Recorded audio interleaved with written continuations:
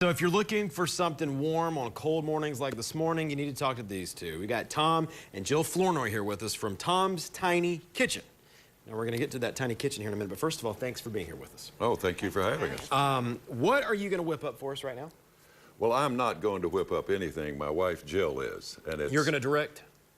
Yeah, if that's okay. Yeah. Absolutely. All right. That's what I do best. Okay. All right. Well, you had the apron on, but okay. What are you fixing up for us? These are mini frittatas, and I like them, but I like them especially because you can make them in advance and put them in the refrigerator for 3 to 4 days. You pull them out as you need them.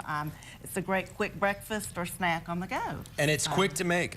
It's very quick, yes. I've started out with the eggs here. It's 9 eggs and a 1/4 cup of milk, and I've got that in here, and you just kind of mix that up.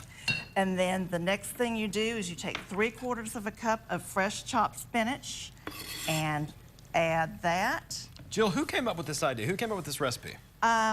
Actually, it's adapted from it's adapted from a food blog, but I changed several things in it, and specifically the pimento cheese being one of them. So that is all you do for that: salt, pepper, eggs, and the milk and the spinach. Then you pour it into the muffin cups. Do you have to spray those muffin cups? Well, I put papers in because even with spraying it tends to stick because of the eggs. So, because this is going to be baked at 350. Okay. So you pour them evenly in the muffin cups. Then what you do is you take the sausage, and you have 1/2 pound of sausage. The ingredients are all over there. You have 1/2 pound of sausage. You can use turkey sausage. This happens to be pork. Yum. You just kind of divide it evenly among the cups, like that. And then the last thing you do is pimento cheese. We have 2 types. It's the last and most important part of this. We have classic and chipotle. And I'm using classic, but there's no reason you can't use chipotle.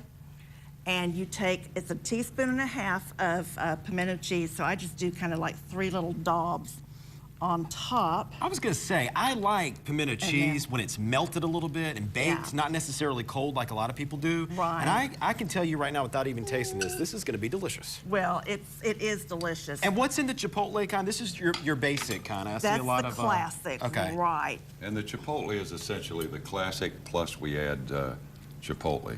Okay. in adobo sense. sauce. It's essentially the same. Yeah, and a couple other little things. All right. So you do that to all 12 of them. You that was quick. Bake it at 350. It's very quick. And then when it comes out, you have the finished product in your muffin tin. Voila. Now, are those warm? And they were at 7:30. Okay. I'll have to They were 2 days ago. Yeah, okay. All right. So that's just one adaptation for our product. Absolutely. Tom, I want to talk to you real quickly about the name of your kitchen, Tom's Tiny Kitchen. Right. How did you get that? Well, is it tiny? Obviously. It is tiny. I started off making the pimento cheese and selling it at farmers markets, and I started off in our little kitchen.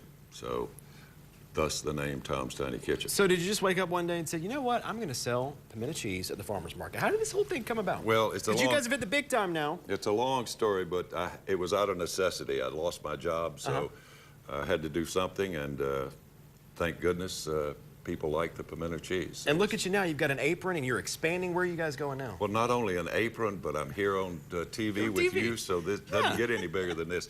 We're very excited. We're expanding this week into the Kroger's in Jonesboro, Little Rock, Jackson, Mississippi, Tupelo, and Oxford. And a few weeks after that, we'll be in Jackson, Tennessee. Well, when Kroger starts selling your products, that means you have arrived and you have officially made a name for yourself. Congratulations. We love stories like that, by the way. Well, thank you very much. Absolutely. Thank you so much for coming. I can't wait to try this. I'm a pimento cheese snob, but I know this is going to be good. I hope you like it. I'm sure I will.